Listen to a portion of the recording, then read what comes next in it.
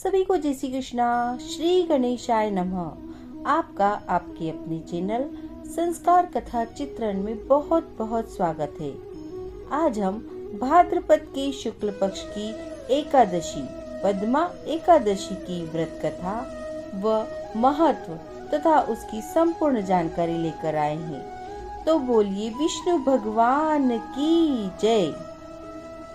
भाद्रपद के शुक्ल पक्ष की एकादशी पद्मा एकादशी कही जाती है। इस वर्ष 14 सितंबर 2024 को पद्मा एकादशी का पर्व मनाया जाएगा। इस दिन भगवान श्री विष्णु के वामन रूप की पूजा की जाती है। इस व्रत को करने से व्यक्ति के सुख सौभाग्य में बढ़ोतरी होती है। इस एकादशी के विषय में एक मान्यता है कि इस दिन माता यशोदा ने भगवान श्री कृष्ण के वस्त्र धोए थे। इस दिन कान्हा जी की पालना रस्म भी संपन्न हुई थी। अतः इस एकादशी को जल झुलनी एकादशी भी कहा जाता है। मंदिरों में इस दिन भगवान श्री विष्णु श्री कृष्ण को पालकी में बिठाकर शोभा यात्रा भी निकाली जाती है। उनको स्नान कराया जाता है। इस एकादशी के दिन व्रत कर भगवान श्री विष्णु की पूजा की जाती है। इस व्रत में धूप दीप नैवेद्य और पुष्प आदि से पूजा करने की विधि विधान है। 7 कुंभ स्थापित किए जाते हैं। 7 कुंभों में 7 प्रकार की अलग अलग धान्य भरे जाते हैं। इन 7 अनाजों में गेहूं, उड़द, मूंग, चना, जौ, चावल और मसूर होते हैं। एकादशी तिथि से पूर्व की तिथि अर्थात 10वीं तिथि के दिन इनमें से किसी धान्य का सेवन नहीं करना चाहिए। कुंभ के ऊपर श्री विष्णु जी की मूर्ति रखकर पूजा की जाती है। इस व्रत को करने के बाद रात्रि में श्री विष्णु जी के पाठ का जागरण करना चाहिए। यह व्रत 10वीं तिथि से शुरू होकर द्वादशी तिथि तक किया जाता है। इसलिए इस व्रत की अवधि सामान्यतः व्रतों की तुलना में कुछ लंबी होती है। एकादशी तिथि के दिन पूरे दिन व्रत कर अगले दिन द्वादशी तिथि के प्रातः काल में अन्न से भरा घड़ा ब्राह्मण को दान दिया जाता है। राजस्थान में जल झुलनी एकादशी को डोल ग्यारस एकादशी भी कहा जाता है। इस अवसर पर यहाँ भगवान गणेश और माता गौरी की पूजा एवं स्थापना की जाती है। देवी देवताओं को नदी तालाब के किनारे ले जाकर इनकी पूजा की जाती है तथा संध्या में इन मूर्तियों को वापस ले आया जाता है। व्रत कथा कुछ इस प्रकार है। सूर्य वंश में मानधाता नामक चक्रवर्ती राजा हुए। उनके राज्य में सुख संपदा की कोई कमी नहीं थी। प्रजा सुख से जीवन व्यतीत कर रही थी, परंतु एक समय उनके राज्य में 3 वर्षों तक वर्षा नहीं हुई। प्रजा दुख से व्याकुल थी। तब महाराज भगवान नारायण की शरण में गए और उनसे अपनी प्रजा के दुख दूर करने की प्रार्थना की। राजा भादो के शुक्ल पक्ष की एकादशी का व्रत करते हैं। इस प्रकार व्रत के प्रभाव स्वरूप राज्य में वर्षा होने लगती है और सभी के कष्ट दूर हो जाते हैं। राज्य में पुनः खुशियों का वातावरण छा जाता है। इस उत्तम व्रत का अनुष्ठान अवश्य ही करना चाहिए। पद्मा एकादशी के दिन सामर्थ्य के अनुसार दान करने से शुभ फलों की प्राप्ति होती है। जल झुलनी एकादशी के दिन जो व्यक्ति व्रत करता है उसे भूमि दान करने और गोदान करने के पश्चात मिलने वाले पुण्य फलों से अधिक पुण्य प्राप्त होते हैं। इस दिन भगवान विष्णु करवट बदलते हैं, इसलिए यह परिवर्तिनी एकादशी भी कही जाती है। यह व्रत करने से वाजपेयी यज्ञ का फल मिलता है। जो मनुष्य इस एकादशी को भगवान विष्णु के वामन रूप की पूजा करता है उससे तीनों लोक पुण्य होते हैं। इस व्रत के बारे में भगवान श्री कृष्ण ने स्वयं युधिष्ठिर से कहा, जो इस दिन कमल नयन भगवान का कमल से पूजन करते हैं वे अवश्य भगवान के समीप जाते हैं। उसने भाद्रपद के शुक्ल पक्ष की एकादशी को व्रत और पूजन किया। उसने ब्रह्मा विष्णु सहित तीनों लोकों का पूजन किया। अतः इस एकादशी का व्रत अवश्य ही करना चाहिए। आइए परिवर्तिनी एकादशी व्रत कथा का महत्व। युधिष्ठिर ने कहा, हे भगवान, आपने भाद्रपद कृष्ण पक्ष अर्थात अजा एकादशी का सविस्तार वर्णन सुनाया। अब आप कृपा करके मुझे भाद्रपद शुक्ल एकादशी का नाम, इसकी विधि तथा इसका क्या महत्व है, अब कृपा करके इसकी विधि तथा इसका महात्म कहिए। तब भगवान श्री कृष्ण कहने लगे कि इस पुण्य, स्वर्ग और मोक्ष को देने वाली तथा सब पापों का नाश करने वाली उत्तम वामन एकादशी का महात्म मैं तुमसे कहता हूँ, ध्यान पूर्वक सुनो।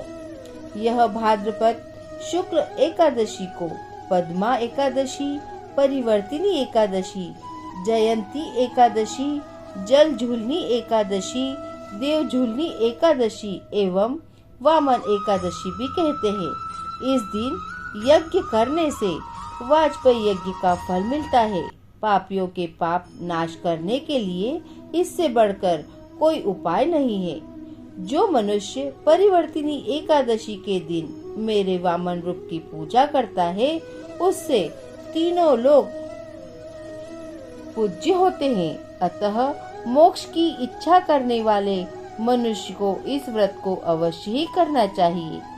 जो कमल नयन भगवान का कमल से पूजन करते हैं, वे अवश्य भगवान के समीप जाते हैं। जिसने भाद्रपद शुक्ल एकादशी को व्रत और पूजन किया, उसने ब्रह्मा विष्णु सहित तीनों लोकों का पूजन किया। अतः हरिवासर अर्थात एकादशी का व्रत अवश्य करना चाहिए।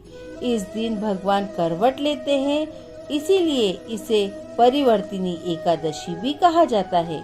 भगवान के वचन सुनकर युधिष्ठिर बोले कि भगवान, मुझे अति संदेह हो रहा है कि आप किस प्रकार सोते और करवट लेते हैं तथा किस तरह राजा बलि को बांधा और वामन रूप रखकर क्या क्या लीलाएं की।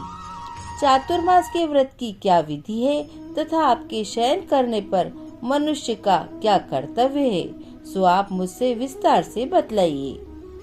श्री कृष्ण कहने लगे, हे राजन, अब आप सब पापों को नष्ट करने वाली कथा का श्रवण करें। त्रेता युग में बलि नामक एक दैत्य था। वह मेरा परम भक्त था। विविध प्रकार के वेद सूक्तों से मेरा पूजन किया करता था और नित्य ही ब्राह्मणों को पूजन तथा यज्ञ के आयोजन करता था। लेकिन इंद्र से द्वेष के कारण उसने इंद्रलोक तथा सभी देवताओं को जीत लिया। इस कारण सभी देवता एकत्र होकर सोच विचार कर भगवान के पास गए। बृहस्पति सहित इंद्रादि देवता प्रभु के निकट जाकर और नतमस्तक होकर वेद मंत्रों द्वारा भगवान का पूजन और स्तुति करने लगे। अतः मैंने वामन रूप धारण करके 5वां अवतार लिया और फिर अत्यंत तेजस्वी रूप से राजा बलि को जीत लिया। इतनी वार्ता सुनकर राजा युधिष्ठिर बोले कि हे जनार्दन, आपने वामन रूप धारण करके उस महाबली दैत्य को किस प्रकार जीता? श्री कृष्ण कहने लगे, मैंने वामन रूपधारी ब्रह्मचारी बलि से 3 पग भूमि की याचना करते हुए कहा, ये मुझको 3 लोक के समान है और हे राजन, यह तुमको अवश्य ही देनी चाहिए। राजा बलि ने इसे तुच्छ याचना समझकर 3 पग भूमि का संकल्प मुझको दे दिया और मैंने अपने त्रिविक्रम रूप को बढ़ाकर यहाँ तक कि भूलोक में पद, भूर्वलोक में जंघा, स्वर्ग लोक में कमर, महलोक में पेट, जनलोक में हृदय, यमलोक में कंठ की स्थापना कर सत्यलोक में मुख, उसके ऊपर मस्तक स्थापित किया। सूर्य, चंद्रमा आदि सब ग्रहगण, योग, नक्षत्र, इंद्रादि देवता और शेष आदि सब नागगणों ने विविध प्रकार से वेद सूक्तों से प्रार्थना की। तब मैंने राजा बलि का हाथ पकड़कर कहा, हे राजन, एक पद से पृथ्वी, दूसरे से स्वर्गलोक पूर्ण हो गया। अब तीसरा पग कहाँ रखूं? तब बलि ने अपना सिर झुका लिया और मैंने अपना पैर उसके मस्तक पर रख दिया, जिससे मेरा वह भक्त पाताल को चला गया। फिर उसकी विनती और नम्रता को देखकर मैंने कहा, हे बलि, मैं सदैव तुम्हारे निकट ही रहूंगा। विरोचन पुत्र बलि से कहने पर भाद्रपद शुक्ल एकादशी के दिन बलि के आश्रम पर मेरी मूर्ति स्थापित हुई। इस प्रकार दूसरी क्षीर सागर में शेषनाग के पृष्ठ पर हुई है। हे राजन, इस एकादशी को भगवान शयन करते हुए करवट लेते हैं, इसलिए तीनों लोकों के स्वामी भगवान विष्णु का उस दिन पूजन करना चाहिए। इस दिन तांबा, चांदी, चावल और दही का दान करना उचित है। रात्रि को जागरण अवश्य करना चाहिए। जो विधि पूर्वक इस एकादशी का व्रत करते हैं वह सब पापों से मुक्त होकर स्वर्ग में जाकर चंद्रमा के समान प्रकाशित होते हैं और यश पाते हैं। जो पाप नाशक इस कथा को पढ़ते और सुनते हैं उनको हजारों अश्वमेध यज्ञ का फल प्राप्त होता है। बोलिए विष्णु भगवान की जय। तो यह थी पद्मा एकादशी व्रत कथा और उसका महत्व। आपको कथा का वाचन कैसा लगा हमें कमेंट कर अवश्य बताएं।